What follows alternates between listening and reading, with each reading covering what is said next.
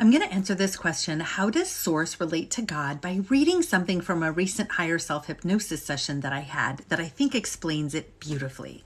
And the word God in this case will be interchanged with the word source.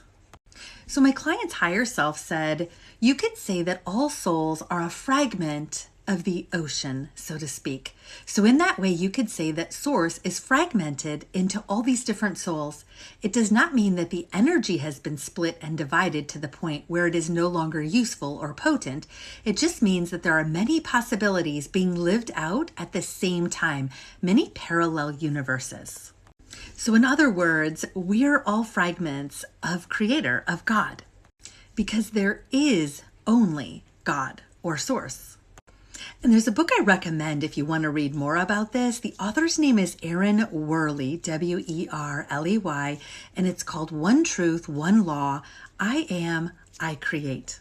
And in that book, she talks about how just imagine that there's one big giant mind, and that's all that exists. And that giant mind is Creator's mind. And inside that mind, there are two compartments. One is spiritual and one is physical.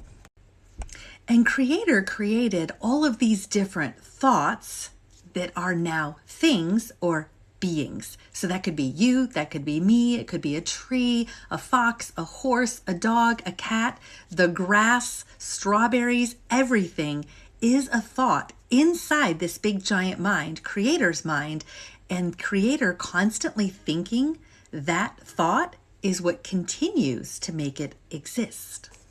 So in other words, we're all just thoughts inside Creator's mind. And so too is our higher self. Our higher self is just another aspect of us.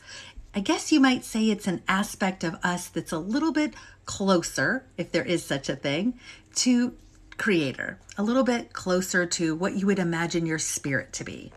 It doesn't have an ego. See, down here on the earth plane, we have an ego. Our higher self does not have an ego.